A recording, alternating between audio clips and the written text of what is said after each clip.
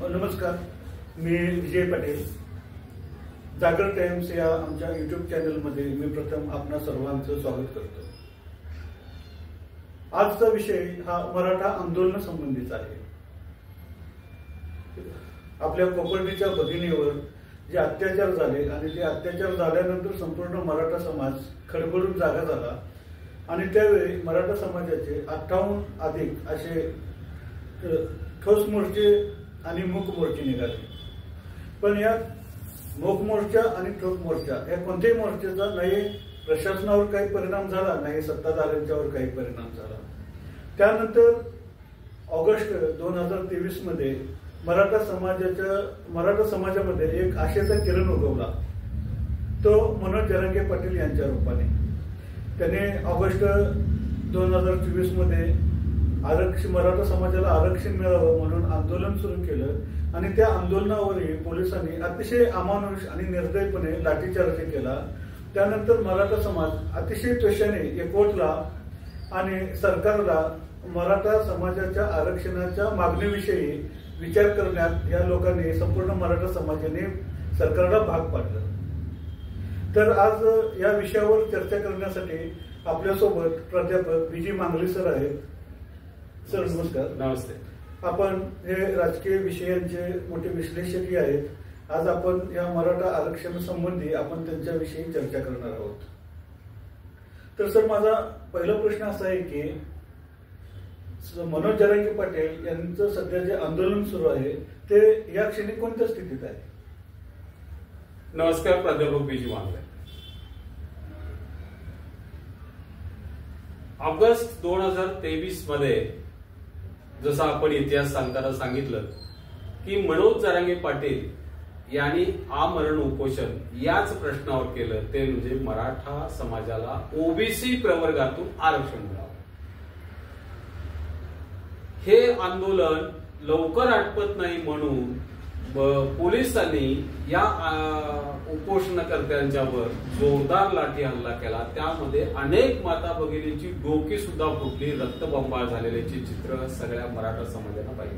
आणि तुम्ही म्हटलं ते खरं आहे की या घटनेनंतर संपूर्ण महाराष्ट्रातला मराठा समाज एकत्रित आला आणि तो मनोज जरांगे पाटलांच्या म्हणजे पाठीशी ठामपणे उभा राहिला. खरं म्हणाल तर याचा एक जबरदस्त फायदा असा, एकच एक नेतृत्व मराठा समाजासाठी म्हणून मनोज जरांगे पाटील पुढे आले आणि त्यांच्या पाठीशी संपूर्ण मराठा समाज हा खंबीरपणे उभा राहिला. आणि इथून पुढचा जो आहे की मराठा समाजानं आजपर्यंत जो लढा दिलाय तो मनोज जरांगे पाटलांच्या नेतृत्वाखाली एकमुखी पाठिंबा देऊन सगळ्यांनी हे केला. कुठं थुटपूट थोड्या बहुत काही विरोध असेल पण तो अगदी नगण्य असा विरोध आहे. मला एक सगळ्यात गोष्ट यातली महत्वाची अशी तुम्हाला सांगायची आहे की ओबीसी प्रवर्गातून मनोज जरांगे पाटलांनी जो आरक्षण मागितलेलं आहे ते ओबीसी प्रवर्गातून मराठ्यांना कुणबी दाखले घ्यायचे आणि कुणबी दाखले घेऊन ओबीसी प्रवर्गातून आरक्षण द्यायचं, अशा पद्धतीची ही भूमिका त्यांनी मांडली आणि तमाम महाराष्ट्रातल्या सगळ्या मराठ्यांना ही भूमिका पडली. जिल्ह्यातील सगळ्या मराठा म्हणजे मराठा ज्या संघटना आहेत या संघटनांनी मनोज जरांगे पाटलांना आपला पाठिंबा त्यासाठी दर्शवला आणि संपूर्ण समाज मराठा समाज हा एकत्रित असा उभा आहे. आणि हे फार मोठी स्थिती होती. आजची स्थिती तुम्ही विचारले, आज घडीला आता म्हणजे लोकसभा निवडणुका नुकत्याच संपलेल्या आहेत आणि लोकसभा निवडणूक संपल्यानंतर तिसऱ्या टप्प्यातील उपोषण करून संपूर्ण जगाचं लक्ष आपल्याकडे वेधण्यासाठी आणि संपूर्ण मराठा समाजाला भावनिकदृष्ट्या एकत्रित करण्यासाठी मनोज जरांगे पाटील 4 जून रोजीपासून उपोषण सुरू करतायत आणि मग पुढची कारवाई पुढची या संदर्भातली वाटचाल आपल्याला दिसून येते. आता मराठा समाजाला जे आरक्षणाचे जे मनोज जरांगे पाटील यांची जी मागणी आहे की 50% आतील आरक्षण मिळावं, तर 50% आतील आरक्षण आणि 50% पुढील आरक्षण यामध्ये नेमकं काय विषय आहे? अगदी बरोबर. बहुतांशी भारतीय जनता पार्टीचे नेते जे आहेत ते आम्ही मराठा समाजाला आरक्षण दिलं अशा पद्धतीची आवई उठवत आहेत. मराठा समाजानं मनोज जरांगे पाटलांच्या माध्यमातून मागितलेलं जे आरक्षण आहे ते 50% आतील कुणबी दाखले घेऊन ओबीसी प्रवर्गातून आरक्षण मागितलं. त्यांच्याकडे कुठल्याही टक्केवारीचं 20% आरक्षण द्या, 25% आरक्षण द्या, 16% जसं दिलं होतं तसं द्या, असं कोणतीही मागणी मराठा समाजाने केली नाही. तर मराठे हे सर्वसाधारणपणे शेतकरी आहेत आणि शेतकरी हे कुणबी आहेत. कुणब्यांच्या नोंदी शोधा, त्यांना दाखले द्या आणि दाखले देऊन कुणबी दाखले देऊन त्यांना ओबीसी प्रवर्गातून आरक्षण द्या, अशी त्यांची सरळ सोच अशी त्यांची भूमिका आहे. आता हे झालं 50%च्या आतील आरक्षण. पण 50%च्या वरील आरक्षण म्हणजे ज्या 50%च्या वरील आरक्षणाला सुप्रीम कोर्ट किंवा घटनेचा अटकाव आहे.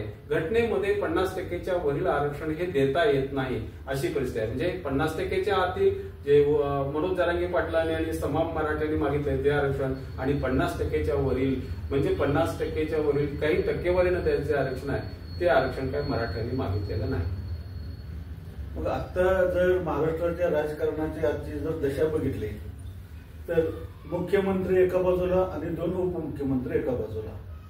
तर जे आता मराठ्यांना जे या मुख्यमंत्र्यांनी किंवा उपमुख्यमंत्री देवेंद्र फडणवीस यांनी जे 10% आरक्षण देऊ केलेलं आहे, तर हे आरक्षण आजपर्यंत इतिहास काय की हे आरक्षण टिकेल का? बरोबर, अगदी परफेक्ट आहे. अगदी विषय तुम्ही बरोबर मांडला.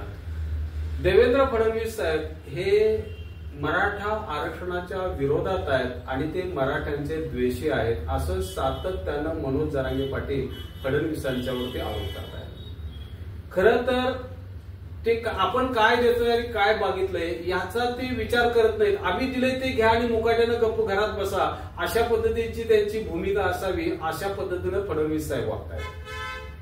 मराठ्यांनी मागितलंय काय की आमच्या कुणबी नोंदी शोधा, आम्हाला कुणबी दाखले द्या आणि ते दाखले देऊन ओबीसी मध्ये आमचा समावेश करा. सरळ साधी सोपी मागणी मनोज जरांगे पाटलांच्या माध्यमातून मराठा समाजानं किंवा मराठ्यांनी मागितलेली आहे.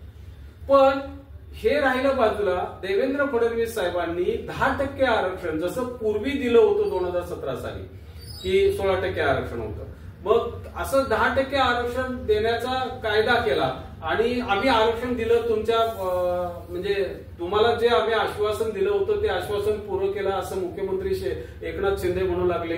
आणि देवेंद्र फडणवीस साहेब म्हणाले की मराठ्यांना आम्ही आरक्षण दिलं. त्यांच्या सगळेच घटक प्रचार करत असताना असाच प्रचार करतात की आम्ही मराठ्यांना जो शब्द दिला होता तो पूर्ण केलाय.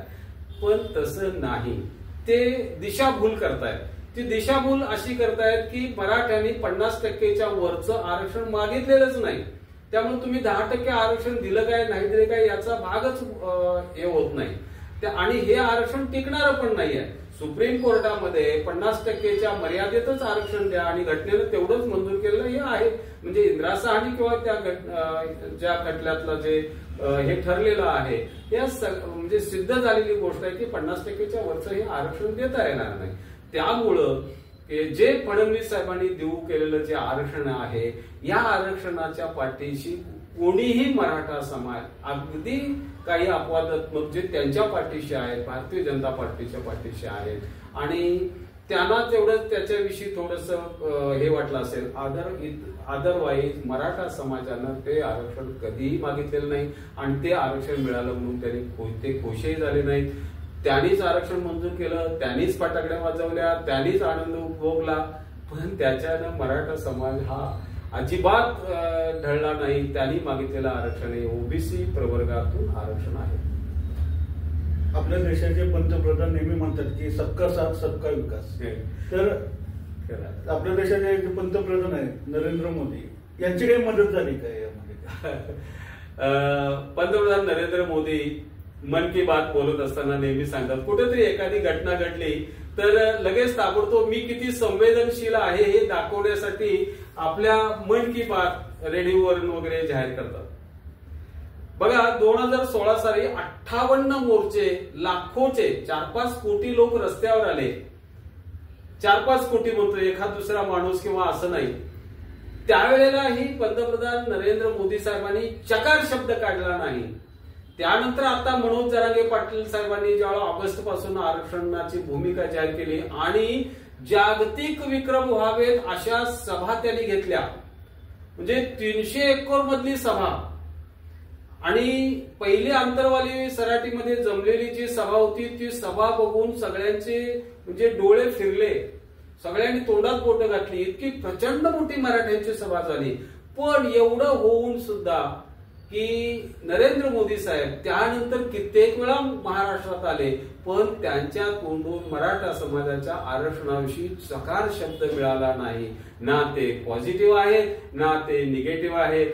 ते मी संवेदनशील आहेत म्हणणारे जे मोदी साहेब होते ते काय आपल्याला दिसून आले नाही. बीजेपी आणि बीजेपीचे जे घटक पक्ष यांनी मराठा समाजाला मदत केली कुठे दिसत नाही. मग तरी सुद्धा मुख्यमंत्री एकनाथ शिंदे आणि देवेंद्र फडणवीस यांची मराठा समाजाला काहीतरी मदत झाली. हो बरोबर आहे असं गृहीत धरा. म्हणजे मी असं का म्हणतो याचं कारण सांगतो तुम्हाला. एकनाथ शिंदे साहेब हे काही दिवस मराठा समाजाला आरक्षण देण्याच्या बाजूचे होते अशी स्थिती होती हे वास्तव आहे. त्यांनीच तर शिंदे आयोग नेमला होता. न्यायमूर्ती शिंदे आयोग नेमला होता. त्यांनीच म्हणजे ज्या हे आहेत कुणबीच्या नोंदी आहेत त्या शोधण्यासाठी संपूर्ण महाराष्ट्रभर आदेश दिलेले होते. जिल्ह्यातून हे मिळाले. त्यांच्यामुळं मराठा समाजाच्या असं म्हणतात की 55 लाख नोंदी आहेत आणि तेवढ्या लोकांना आरक्षणाचे प्रमाणपत्र मिळाले आणि ती सगळी ओबीसी मध्ये त्यांना आरक्षण मिळालं. पण ही एक वेळ अशी होती. आता इथं राजकीय हे महत्वाचं घ्या. एक वेळ अशी होती त्यांच्या राजकारणामध्ये भारतीय जनता पार्टीच्या राजकारणामध्ये त्यांना असं वाटत असावं. मी असावं असं म्हणतोय की मराठा समाज आपल्या पाठीशी इतर म्हणजे नेहमीप्रमाणे असावा आणि बहुतांशी मराठ्यांचे आमदार खासदार भारतीय जनता पार्टी किंवा शिंदे त्यांच्या पाठीशी असणारे सगळ्यांच्या बरोबरच आहेत. त्यामुळे ते मराठा समाजाचं काही फारसं काळजी करत नाहीत. ते कुठंच जाणार नाहीत कारण त्यांचे नेते जे आहेत ना आमच्यामध्ये आहेत असं त्या फडणवीस साहेबांना वाटत होतं. पण हे तसं नाही असं म्हटल्यानंतर त्यांनी असा एक डाव टाकला की मराठा समाजाला एकनाथ शिंदेना पुढे करून त्यांना आपल्या बाजूला ठेवावं आणि ओबीसी प्रवर्गाचं आपण लालून म्हणजे हा करावं आणि ओबीसी समाजाला मी भाजपकडे आणेन, मराठा समाजाला एकनाथ शिंदे भाजपकडे आणतील आणि एकंदरीत सगळं आबादी आबाद होईल असं एक भूमिका काही दिवस फडणवीस साहेबांची होती असं चित्र दिसतं. पण हे असं घडत नव्हतं. एक तर फडणवीस साहेबांच्या शब्दावर विश्वास कुणी ठेवायचा हा एक मोठा प्रश्न होता. कारण सातत्यानं प्रत्येक वेळी मनोज जरांगे पाटील नेहमी म्हणतात की फडणवीस साहेब हा विश्वासार्ह माणूस नाही. त्यांनी म्हणजे जसा धनगर समाजाच्या पाठीत खंजीर खुपसला असं जे म्हणतात म्हणजे धनगर समाजाला त्यांनी सांगूनही काही मदत केली नाही. म्हणजे त्या बाबतीतलं नंतर बोलू. पण धनगर समाजाला मदत केली नाही तसंच आपण पण त्यांचा वापर वाक्य आपण करू शकतो हे त्यांना माहिती होतं आणि तो वापर कसा करायचा हे त्यांना माहिती होतं. पण मराठा समाज आता त्यांच्या हा जो कावा होता याच्यामध्ये अडकायला तयार नव्हता. कारण मनोज जरांगे पाटलांनी ही भूमिका जी आहे मराठ्यांची ही भूमिका जे देवेंद्र फडणवीसांनी टाकलेले जे फासे होते ते त्यांनी उलगडून दाखवले आणि मराठा समाज काय त्यांना बोलला नाही. परिणामी असं झालं की देवेंद्र फडणवीस साहेबांनी बघितलं की आता मराठा समाज आपल्या पाठीशी राहील अशी परिस्थिती नाही. ती राहण्यासाठी आणि आपलं जे राज्यातलं आपलं जे फॉलोईंग आहे किंवा आपल्याला पाठीशी असणारा जो ओबीसी समाज आहे तो तरी कट्टर राहायला पाहिजे म्हणून ते असं म्हणू लागले की आमच्या भाजपच्या जीन्स मध्ये ओबीसी आहे. एक प्रकारे मराठ्यांना हे चॅलेंजच होतं. दुसरं असं होतं की भुजबळांना पुढे करून देवेंद्र फडणवीस साहेबांनी मराठा आणि ओबीसी या दोघांच्या मध्ये तंटे लावलेले होते किंवा भांडण निर्माण झालेलं होतं आणि त्यांना ओबीसीनं उकसवून बसवलं होतं की तुमचं आरक्षण हे मराठी मागतात. एका सभेमध्ये पंतप्रधान नरेंद्र मोदी सुद्धा असं म्हटले की मी जोपर्यंत आहे तोपर्यंत ओबीसीच्या आरक्षणाला हात सुद्धा कुणी लावू शकणार नाही. म्हणजे इनडायरेक्टली मराठ्यांना आरक्षण देणार नाही अशाच पद्धतीचं त्यांचं ते स्टेटमेंट होतं. अशी परिस्थिती आहे. म्हणजे एकंदरीत मराठा समाजाला आरक्षणासाठी आता मनोज जरांगे पाटलांनी ओळखलं की आपल्याला या लोकांना धारेवर धरल्याशिवाय चालणार नाही. आणि एकनाथ शिंदे साहेब सुद्धा मराठा समाजाला दिलेल्या आश्वासनापासून दूर जाऊ लागले. जे 10% आरक्षण फडणवीस साहेबांनी हाऊसमध्ये मंजूर केलं विशेष अधिवेशनात, तेच आरक्षण म्हणजे मी दिलेला शब्द असंही ते म्हणू लागले. एकनाथ शिंदे साहेबांची जी भूमिका होती मराठा समाजाला मदत करण्याची, त्यापासून ते थोडेसे दूर गेले. आणि फडणवीस साहेब म्हणजे जसं हे म्हणतात आपले मनोज जरांगे पाटील नेते म्हणतात तसं ते तर मराठ्यांचे विरोधकच आहेत असं ते स्पष्टपणे म्हणतात. महाराष्ट्राचे मुख्यमंत्री उपमुख्यमंत्री अजित पवार हे मराठा समाजाचे एक मोठे नेते, तर या आरक्षणाला त्यांची काही मदत झाली का? महत्वाचा विषय आहे. अजित पवार अजितदादा हे मराठा समाजाचे आहेत, पण आंदोलन सुरू झाल्यापासून आपण याच समाजाचा एक भाग आहोत आणि त्यासाठी माझं काहीतरी कर्तव्य आहे असं काहीतरी समजून अजितदादा कधीच पुढे आलेले दिसले नाही. हा अगदी दुसऱ्या टप्प्यात ते एवढंच असे एक दोन वेळा असं म्हणाले की आरक्षणाला जो निर्णय एकनाथ शिंदे मुख्यमंत्री घेत आहेत त्याला माझा पाठिंबा आहे, संपलं. तिथं त्यांची भूमिकाच नाही. उलट आणखी एक महत्वाची गोष्ट सांगतो तुम्हाला. ज्या वेळेला 20 जानेवारी 2024 ला मुंबईला मराठे येणार आणि त्या दिवसापासून म्हणजे मुंबईच्या दिशेने सगळा मराठा चालू लागेल आणि तो किती असेल 3 ते 4 कोटी मराठा मुंबईमध्ये येऊन आझाद मैदानावरती उपोषणा बसेल आणि मुंबई सगळी जाम करून टाकेल. ही ज्यावेळेला बातमी पेपरला सातत्याने येऊ लागली त्यावेळेला बाकी दादा मराठा आरक्षणाच्या मनोज जरांगे पाटलांच्यावर त्यांनी टीका केली आणि सांगितलं अशा पद्धतीने जर कोणी मुंबईला वेटीस धरत असेल तर त्यांची जागा त्यांना आपण दाखवून देऊ. अर्थात याचं म्हणजे एक तर दादानी उघडपणे काही मदत केली असं नाही किंवा मार्गदर्शन केलं असंही नाही, पण त्यांनी अशा पद्धतीचं भाष्य केलं. त्या भाष्य करणाऱ्यावरती मनोज जरांगे पाटलांनी कडक शब्दात अजितदादांना उत्तर असं दिलं की आतापर्यंत त्यांनी त्याच्यावरती पुन्हा काही बोललेले नाही. विषय असा आहे की महाराष्ट्रातही भाजपची सत्ता आहे, देशातही भाजपची सत्ता आहे. जर भाजपने जर मनात जर आणलं असतं पक्षाने तर ते मराठा आरक्षण करत्यांच्या ज्या मागण्या आहेत त्या मान्य करू शकत होत्या. पण तरी आत्ताची जर परिस्थिती बघितली तर मराठा समाजाला सर्वात जास्त विरोध हा भाजपकडूनच होतोय. मग अशा वेळी लोकसभेच्या आता नुकत्याच सुरू असलेल्या लोकसभेच्या निवडणुकीमध्ये ज्या ताकदीनं मनोज जरांगे पाटील यांनी भाजप पक्षाला संघटितपणे विरोध करायला पाहिजे होता तो केलेला दिसत नाही. असं काय? खरंय, अगदी बरोबर आहे. मी 2 गोष्टी तुम्हाला सांगतो या संदर्भात. एक तर सबका साथ सबका विकास म्हणणाऱ्या भारतीय जनता पार्टीनं एवढ्या प्रचंड मोठ्या प्रमाणात एकत्रित आलेल्या मराठा समाजाच्या बाबतीत कोणताही संवेदनशील कोणताही निर्णय घेतला नाही मोदी साहेबांनी असं दिसून येत आहे. दुसरी गोष्ट, देवेंद्र फडणवीस साहेब हे मराठा समाजाचे द्वेषी आहेत असं मनोज जरांगे पाटील सातत्यानं म्हणतायत. म्हणजे हा झाला भारतीय जनता पार्टीविषयीचा हे म्हणजे काय परिस्थिती आहे भाजपविषयी. अशा परिस्थितीत तमाम महाराष्ट्रातील सगळ्या मराठा बांधवांना असं वाटत होतं की आता मनोजदादा जरांगे पाटील हे मराठा समाजाला भारतीय जनता पार्टीनं आपल्याला भरपूर त्रास दिला. विशेष अधिवेशनात आरक्षण मिळेल, सगळ्या सोयऱ्यांचा कायदा होईल असं मनोज जरांगे दादांना वाटत होतं, पण त्याचा नामोल्लेख सुद्धा विशेष अधिवेशनात केला गेला नाही. सगळ्या सोयऱ्यांचं तर फारच लांब आणि म्हणजे देवेंद्र फडणवीस साहेब असतील किंवा मुख्यमंत्री एकनाथ शिंदे यांनी सगळ्या सोयऱ्यांचा उल्लेख सुद्धा केला नाही.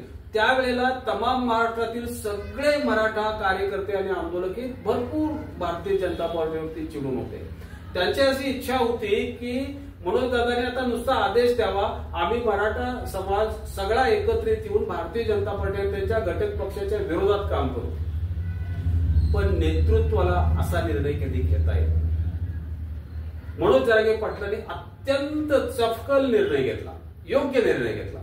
त्यांनी काय सांगितलं, तसं नाही म्हटलं. तुम्हाला ज्याला पाडायचंय त्याला पाडा, ज्याला निवडून आणायचंय त्याला निवडा. मराठा समाजानं अमुक एक निर्णय घ्यावा असा या स्तरावरती मी सांगणार नाही. कारण काय, जो आता तुम्ही प्रश्न विचारला तो कारण त्याने असं सांगितलं की अगदी शतकानंतर, काही शतकानंतर मराठा समाज हा एवढ्या एकमुखी एकत्रित आलाय आणि तो आला हे आरक्षणाच्या मुद्द्यावर. आणि तो आरक्षणाचा मुद्दा बाजूला ठेवून आपण राजकारण जर करत बसलो तर आपला उद्देश बाजूला राहील आणि पुन्हा मराठे सगळे विस्कळीत होतील, ही त्यांनी भीती बोलावून दाखवली. त्यामुळं आता या स्तरावरती आपल्याला लोकसभेसाठी हा निर्णय घेता येणार नाही. मराठ्यांनी कोणालाही पाठिंबा द्यावा आणि कुणालाही निवडून आणावं, माझं त्या बाबतीत काहीही मत असणार नाही. फक्त ते एक वाक्य आवर्जून सांगायचे, तुम्ही मत देताना हे लक्षात घ्या, अंतरवाली सराटीमध्ये उपोषणकर्त्या महिलांच्यावर पोलिसांनी जो जबरदस्त लाठी हल्ला केला आणि त्यांना रक्तबंबाळ डोकी फोडली, रक्तबंबाळ करून टाकलं, आया बहिणींची डोकी फोडली, हे मात्र मतदान करताना विसरू नका, असं बाकी ते आवर्जून सांगायचे. अर्थात यातला हिडन अर्थ काय होता हे मराठा समाजाने ओळखलं होतं. पण इतिहासात एवढं मोठं संघटन जमलंय आणि ते जमलंय ते आरक्षणाच्या दृष्टीनं, आरक्षणासाठी, आणि ते आपण राजकीय कारणासाठी जर वापरलो तर त्यात फाटे फुटतील आणि संघटन बिघडून जाईल. म्हणून त्यांनी लोकसभेला एकमुखी भारतीय जनता पार्टीला विरोध करा अशा पद्धतीचा निर्णय घेतला नाही, असे आम्हाला सुद्धा हे पटलेलं आहे. भाजपच्या ज्या लोकसभेच्या उमेदवार आहेत पंकजा मुंडे, म्हणजे त्या लोकसभेचे उमेदवार आहेत आणि वंजारा समाजाचे जे प्रतिनिधी आहेत, ते नेहमी ते आपल्या भाषणात म्हणतात की उपोषण करून आरक्षणाचा प्रश्न सुटत नाही, असं वारंवार म्हणत असतात. याविषयी तुम्ही काय म्हणाल? खरंय. पंकजाताईंना या बाबतीत मला सुचवावं असं वाटतं की त्यांचा थोडासा अभ्यास कमी आहे असं अगदी नाईलाजानं म्हणावं असं वाटतं. अहो, हा देश पारतंत्र्यात होता, इंग्रजांच्या ताब्यात होता. त्यावेळेला इंग्रजांच्या विरोधात आम्ही लाठीकाठी मोताटी किंवा आम्ही बंदुका किंवा भाले तलवार हत्यार घेऊन उतरलो नाही. तर त्यावेळेला महात्मा गांधीचे, तेला तांबोळ्यांचे पुढारी आपण ज्याला म्हणू, सगळ्यांचे पुढारी जे होते, त्यांनी अहिंसात्मक मार्गाने उपोषणाचा हत्यार करून संपूर्ण भारत एकवटला. संपूर्ण भारत त्यांच्या नेतृत्वाखाली आणि उपोषण या हत्यारानं त्यांनी इंग्रजांना जेरीस आणलं, हे वास्तव आहे. म्हणजे भारताला स्वातंत्र्य मिळण्यामध्ये जे महात्मा गांधींचं योगदान आहे त्यात सगळ्यात महत्वाचं उपोषण हा त्यांचं जे हत्यार आहे हे फार महत्वाचं आहे. आणि त्याला जर पंकजाताई म्हणत असतील की अशा पद्धतीने प्रश्न सुटत नसतात तर मला त्यांच्या विचाराची कीव करावीशी वाटते. मनोज दादा जरांगे पाटलांनी त्यांनी बरोबर आहे, आणि पंकजाताईंनी दुसरेही असं सांगितले, त्याच्याच जोडीला सांगतो मी की आरक्षण मिळवण्याची एक प्रक्रिया असते. काय तर अधिवेशनात मान्यता घ्यायची, मागासवर्गीय आयोगाची त्याला मोहर उठवायची, मग इथला ठराव तो केंद्रात द्यायचा, केंद्रातनं ते मान्यता करायचं, दोन्ही हाऊसमध्ये मान्यता राष्ट्रपती द्यायचं, तुम्हाला आरक्षण मिळेल. अरे आम्ही 10% म्हणजे 50% वरचं आरक्षण मनोज जरांगेंनी मागितलेलंच नाही. तुम्ही काहीतरी लोकांना दुसऱ्या बाजूला वळवताय.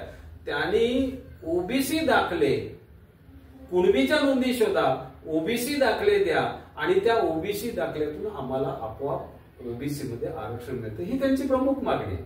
हे सोडून पंकजाताई काहीतरी वेगळ्या मार्गाने सुचवत आहेत. खरं तर आज घडीला तुम्ही जो पहिला प्रश्न विचारला होता त्याच प्रश्नाचं शेवटचं थोडंसं उत्तर मी आणखी देऊ इच्छितो की मराठा आरक्षण हे एका ऐतिहासिक मुद्द्यावर येऊन आता थांबलेलं आहे. एसपार या उसपार आहे. जर काही म्हणजे वेळ देऊन त्या वेळेत जर भारतीय जनता पार्टी आणि घटक पक्ष म्हणजे शिवसेना शिंदे आणि अजितदादा पवारांचा राष्ट्रवादी यांनी जर निर्णय घेतला नाही तर आम्ही म्हणजे मराठ्यांचं संघटन करू. आणि अजित हे सगळे मनोजदादा जरांगे पाटलांनी सांगितलेलं आहे की आम्ही हे करू आणि स्वतः बाकी रणांगणात उतरू, आम्ही सत्ता घेऊ. त्यावेळेला आम्ही मागणारे असणार नाही, आम्ही त्यावेळेला देणारे असू.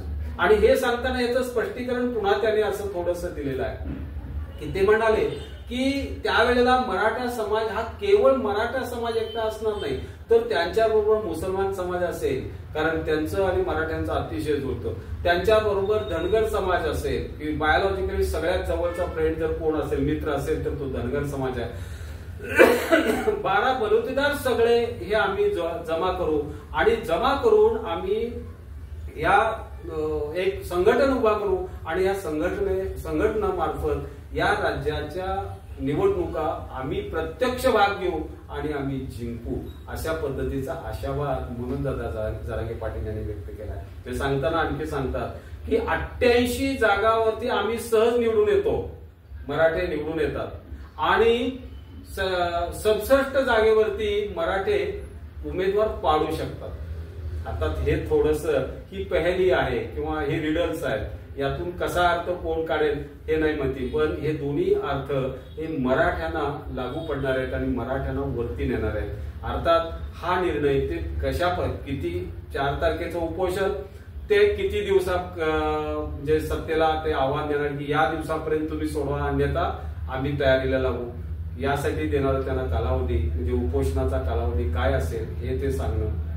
आणि त्यानंतर मग मराठ्यांचं आणि इतर 12 बलुतेदार मुसलमान लिंगायत किंवा धनगर वगैरे सगळ्या बांधवांची एकी करून मोठ बांधून इलेक्शन. त्यांनी आणखी एक गमतीदार ते स्टेटमेंट करतात. ते म्हणतात की आताचे म्हणजे भारतीय जनता पार्टीनं 2 उपमुख्यमंत्री केले, आम्ही त्याला 7 उपमुख्यमंत्री करू किंवा जेवढे गरज वाटतील तेवढे उपमुख्यमंत्री करू.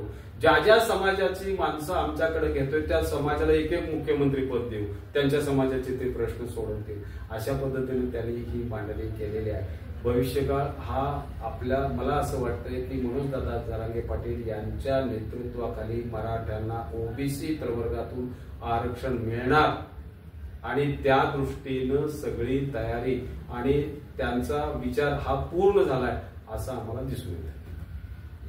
आताच आपण मराठा आरक्षणाविषयी सरांना विचारण्यात आलेल्या जवळजवळ सर्व प्रश्नांची उत्तरे सरांनी आपल्याला दिलेले आहे. मनोज जरांगे पाटील कशा पद्धतीनं आरक्षणाच्या या तिढ्यातून मराठा समाजाची सुटका करतील किंवा मराठा समाजांना ओबीसी आरक्षण कशा पद्धतीने मिळवून देतील याविषयी सरांनी सविस्तर आपल्याशी चर्चा केली. ही मुलाखत ही चर्चा आपल्याला कशी वाटते याविषयी आपण कमेंटमध्ये आपले विचार मांडावेत आणि आमचा हा जागर टाइम्स हा चॅनल लाईक, शेअर आणि सबस्क्राईब करावा. धन्यवाद. धन्यवाद सर.